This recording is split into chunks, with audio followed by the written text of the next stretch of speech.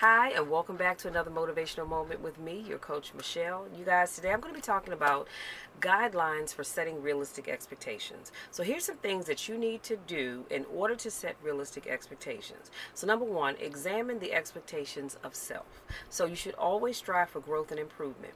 But are your goals in small, achievable steps, or are they unmanageable actions?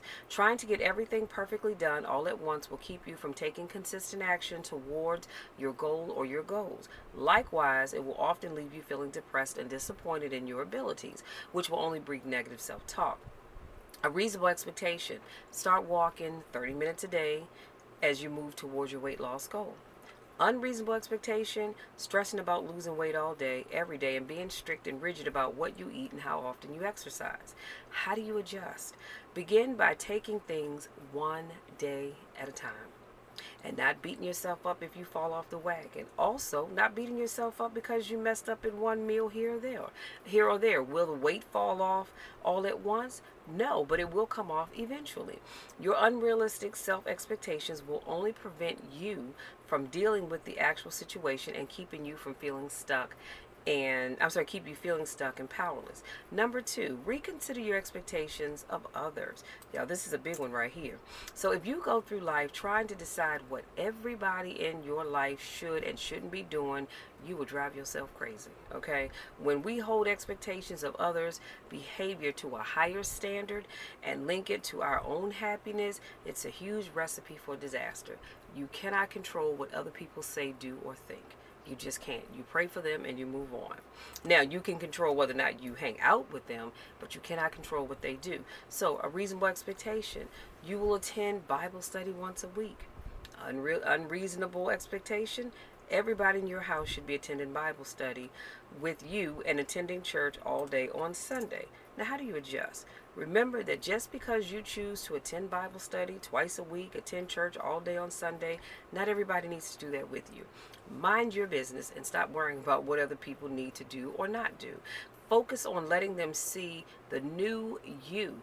Focus on letting them see your actions. You will encourage them to change how they live 9 times out of 10. Number three, release your expectations of events. Be mindful of putting your expectations into the outcome of events such as the elections. Okay, when you put your hopes and dreams into the outcome of a specific event, you are setting yourself up for disappointment. Anything that can go wrong usually will go wrong.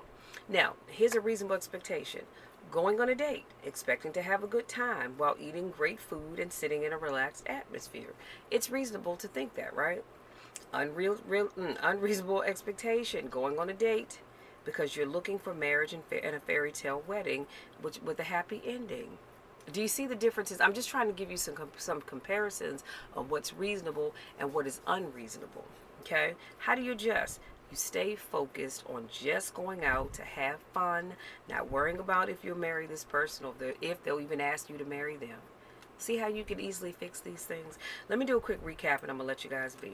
So, again, I talked about the guidelines for setting realistic expectations. And it is so important that you have realistic expectations, because if you don't, life will always let you down. Or you'll feel like life is letting you down when in essence you just had your expectations up to here and you needed to bring them down just a little bit. So, number one, I said examine the expectations of self. You should always strive for growth and improvement, but your goals need to be in achievable steps and not huge, unmanageable actions. And I gave you a reasonable expectation of, if you're trying to lose weight, start out small. Start out by walking 15, 30 minutes a day. And then you can build up from there. What's unreasonable is stressing about losing that weight all day long. You get frustrated with yourself because you messed up. Okay, you ate a donut and that probably was not on your list of healthy things to eat for the day. Well, what are you going to do? Beat yourself up over it? It's done. You've already eaten the donut, you've ingested it, it is done, it's going to come out eventually, and you're going to move on with your life. And you adjust by taking things one day at a time. That's it. That's all. You have to do it one day at a time and not beat yourself up because you made a mistake or you fell off the wagon. That's life. Number two, reconsider your expectations of other people.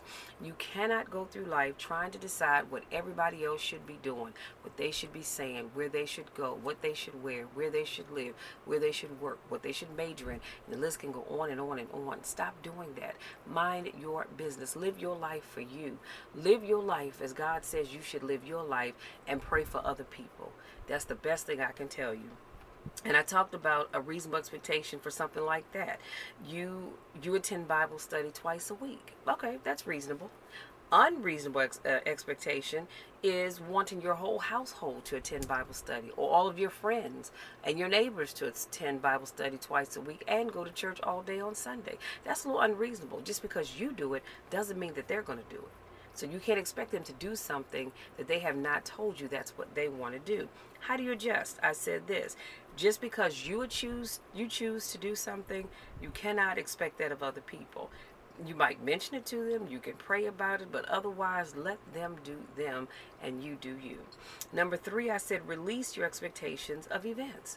You pray for the best outcome, and then you leave it in God's hands and you move on. Because when you put your expectations into the outcome of events, and I gave the example of the recent elections, then you are putting your hopes and your dreams into that one thing. And if it doesn't pan out the way that you wanted to, you feel so let down. And you just feel like, oh, Lord, why is it everything's just against me? No, it's not against you. That's just life.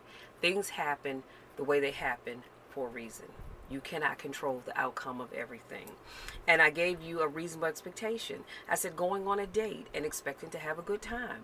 Going on a date with someone, you have a lot of fun, you laugh, you have good food, great atmosphere, all of that good stuff. What's unreasonable is you going out on a date with somebody looking for marriage. Why are you doing that? Going out to have fun. The rest will fall into place. And I said, how do you adjust? You stay focused on the fact that you're going out to have fun. Nothing more, nothing less. If you don't ever hear from that person again, your life is still going to be all right. Okay? So that's all I have, you guys. I want to say thank you so much for giving me just a little bit of your time. And I want to say thank you to my newest subscribers. Thank you to those of you that continue to support me in all that I do. I appreciate each and every one of you from the top to the bottom. You know the drill. You know my spiel. There's nothing you can do about it. Absolutely nothing, because I'm going to love each and every one of you no matter what. And always remember that I'm going to love you even when nobody else likes you. Until our next motivational moment, take care.